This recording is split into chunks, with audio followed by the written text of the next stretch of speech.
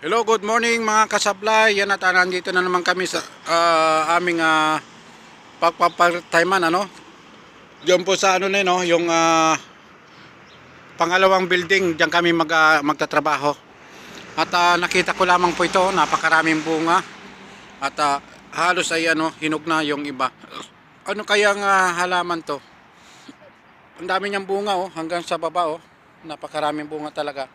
Bumabagsak na yung kanyang sanga sa dami ng bunga. Yan. Ang dami hanggang taas talaga, ang daming bunga niya. Hindi ko lang alam kung ano bang prutas ito. Oh. Yan. Napakarami talagang bunga niya. At yung bunga niya, pag hinog na pala ay matamis ito. Kasi nung nakaraan din, yung kasama ko kumain niyan ay talagang sabi niya parang ano daw, cherry. Pero kasi yung cherry sa atin, yung puno, maraming tinik. Ito wala namang tinik. Yan nakita mo hanggang baba oh. Daming bunga niya oh.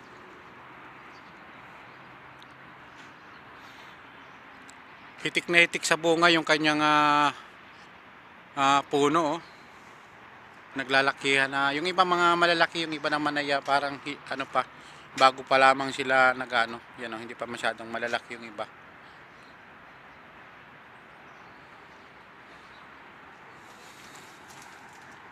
Malamig na umaga ngayon at nandiyan na pala yung Bengali na ano namin. Nandiyan na siya. At papasok na rin ako doon sa loob para tayo ano, mag-umpisa na ng ating trabaho. Yan. Yan lamang mga idol ang ating simpleng vlog at tayo po ay maghuhugas ng plato ngayong umaga no. Yan po ang ating trabaho. Bye bye po. Maraming salamat. Magandang umaga po. Bye bye.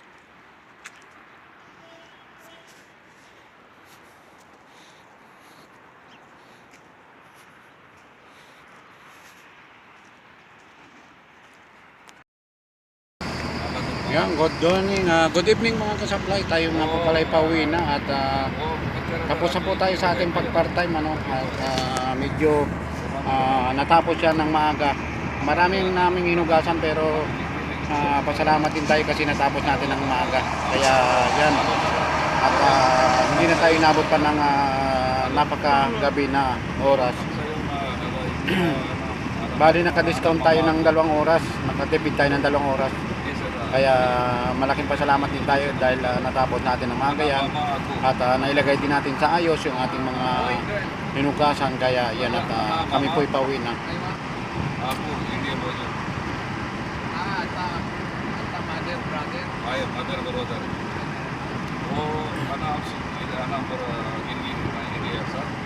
Wala po kasing ano, walang pahinga yung aming paghuhugas kaya nakuha namin sa ano lamang siya. 10 hours. Dapat 12 hours ang trabaho namin eh. Nakuha lang namin siya ng 10 hours kaya naka-discount tayo ng 2 oras.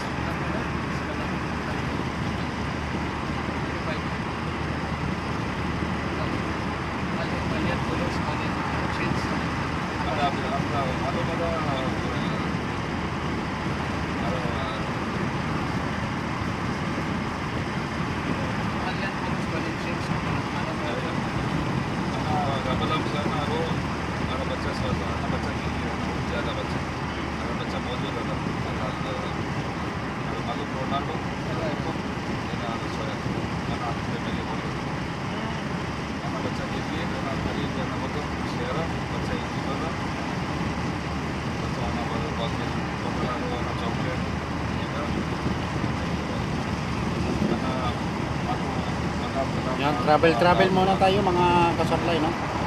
Medyo siguro mga 20 minutes ay nandoon na rin tayo sa ating ano, sa ating tahanan.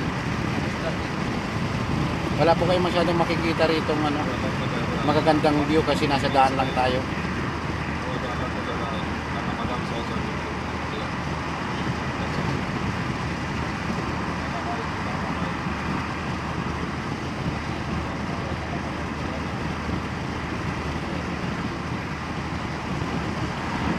Hindi naman kalayuan yung ano namin, yung bilya. Yung bilya na tinatawag yan yung aming ano, bahay, bilya. Ang tawag dito bilya. Yan po yung aming inuwian. At malaking tulong din po sa amin to na paminsan-minsan talaga nakaka-part-time kami. Hindi katulad dati ng mga unang buwan na kami nagtambay. Wala talaga kaming mapagkunan ng aming mga panggastos. Kaya nagpapasalamat kami sa mga dumating na mga huling mga araw na to dahil nagkaroon kami ng mga part-time na katulad nito. Kaya yan at nabibili rin natin yung mga gusto natin kainin katulad yan. Siyempre nakakapag-ulam na tayo ng gusto natin, yung mga isda, di ba? Kasi nung dati wala talaga kaming pera, kaya kung ano lang yung makain namin talaga, yun lang ang aming mga pinagsasalo-saluhan. Pero ngayon ay medyo nakakakain na tayo ng mga dati nating mga inuulam. Kaya malaking tulong talaga kapag nakakapag-part-time tayo. Tapos yun at makakapagpadala rin ako doon sa aking asawa para sa suporta sa pambayad sa kuryente. Medyo makakaluwag din ng kaunti pag ganun na nasusuportahan ko rin siya kahit paano, kahit wala kaming trabaho dito gaano, ay nakakaipon din ako ng pampadala sa kanya para makabayad din sila ng kuryente at tubig. Kaya malaking blessing din to para sa akin. Maraming salamat sa taong tumutulong sa atin para magkaroon tayo ng income.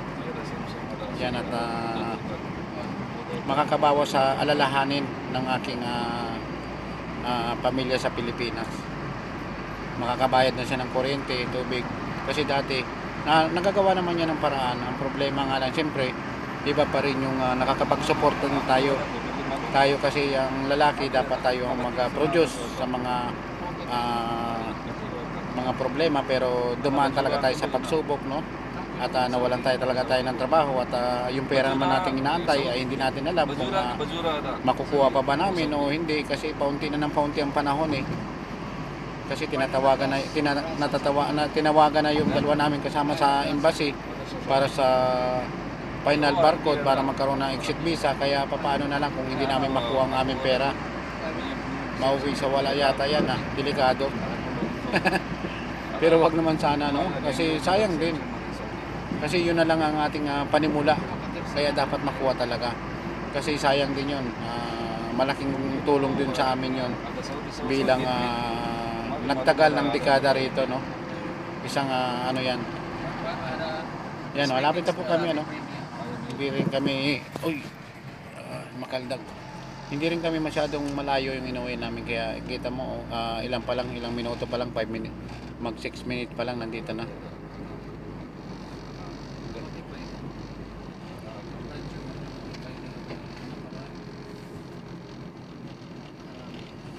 Malapit na po kami sa aming inuwian.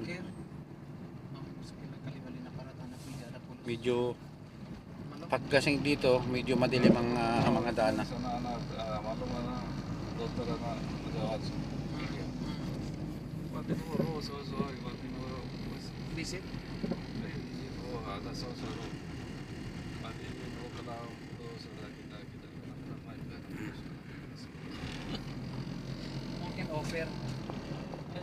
Ayan, malapit na po tayo, no?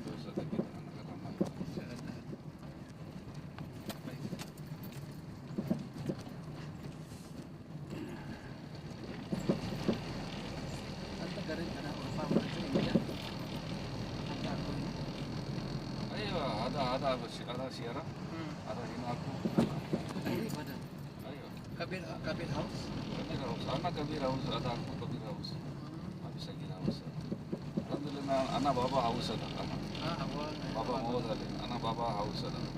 Bali na tashil. Ayo, anak kabir, anak sagir ada arba aku kabir. Bali baba kalam ada bed ada raju. Ayo. Bali na to ako talaga. Yan na, malapit na po. Bye-bye po mga idol, mga kasablay. Baba kalam. Anta mafi ada. Tayo po ay malapit na. Anta quiz radyo.